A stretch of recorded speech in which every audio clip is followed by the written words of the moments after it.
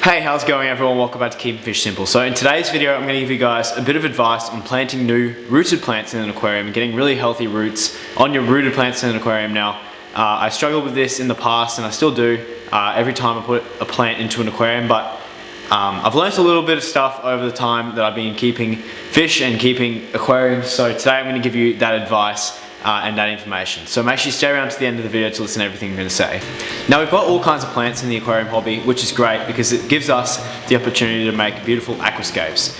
Now there's different types of plants that we can have in aquariums, and there's plants that can stick to rocks and stuff like Anubias and Java fern, and we've also got rooted plants and we've got mosses and all that stuff. But today we're focusing on rooted plants. I know a lot of people do struggle with this issue when they plant rooted plants, that they seem to die off or do all this kind of weird stuff. Now I'm going to explain to you the process of how rooted plants work. So when we buy plants from an aquarium shop, most of the time the plants have been grown out of the water, immersed. So they get them from places like Southeast Asia and all these other countries where the climate's really good for growing plants. Now what happens is they ship the plants in and they've been grown out of the water, and the reason they do this is because they're able to get more carbon and grow bigger and look better, and they're easy to grow because there's no snail eggs on it or exposure to any kind of weird aquatic diseases that might happen to the plants. So when they get the plants, they come in and they get put into water. So once they become submersed, it shocks the plants and the plants begin to melt. Now, if you're a lucky person, your aquarium store will make sure that the plants have settled into their new environment underwater before they sell them to you. But unlike most aquarium stores, you'll just get the plant the second it's been put in the water, and they're going to give it to you and it's going to start melting. Now when a plant melts, you might have had this happen in the past, you put it into the soil and the leaves begin to become all brown and kind of clear, and just slowly, almost pretty much melt away, fade away and fall off the plant. Now this is completely normal, and a lot of people will try and move the plant to another spot in the aquarium, or they'll just rip it out and think it's dead and think they've got a dud plant. And the case is the plant's just going through that natural cycle of acclimating to its new environment. So we've got to let the plant do its thing. Now, a piece of advice that is so crucial with all rooted plants to get perfect roots is to make sure that when you plant that plant, it's going to stay there until it's settled in. Unlike things like Java fern and Anubias, if we move them around, it's okay normally because it doesn't matter. The root system is still connected to what they were originally attached to. But if we move around rooted plants, like that big Amazon sword that I've got behind me, which I absolutely love, you guys should get Amazon swords. If we start moving them around, they'll start dying off and doing all this nasty stuff, and yeah, it's not good for the plant, and you'll get dead plants and waste your money on expensive plants, so don't do that.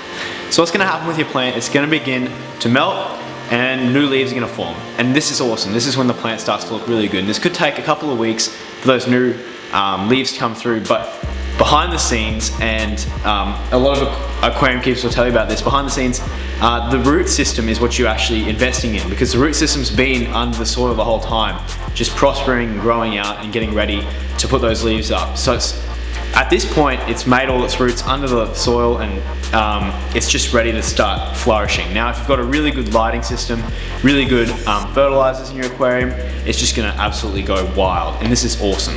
So after that, it'll start doing its propagating things, or whatever the plant might have a tendency to do, and you'll have a perfectly good aquarium plant. Now there's a few more pieces of advice I'm going to give you to make sure that you don't have any of these issues. Now, first of all, lighting, your water conditions, the age of your tank are all very important pieces of criteria to consider when you get plants.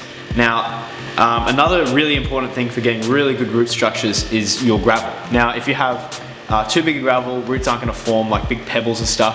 They're going to probably struggle, and if you also have too fine, sometimes the weight of those pieces of sand will actually limit the amount of growth that the plant can get through the substrate. Another really cool thing that you can do is you can buy root tabs, stick them in the, they're like a fertilizer, they've got nice little phosphates and stuff in there. You can stick that into the substrate and the roots will go and find that and become really strong roots, and you'll have awesome aquarium plants. I know that back in like 2010, Dustin's Fish Tanks was doing dirted tanks, and he still does. I'm not a big fan of dirted tanks, but I know that A lot of people do this, and this is because they get the natural nutrients and all this kind of stuff and become really, really good rooted. So that's another tip you can do. You can try that out. I don't do that, and you're not going to see much of that on this channel. But those are the pieces of advice that I'm going to give you. So thank you so much for watching this video. I really appreciate it, and I hope you learned something from this video. If you're enjoying my content, please leave a like and subscribe and share this video, and I'll see you guys in the next one.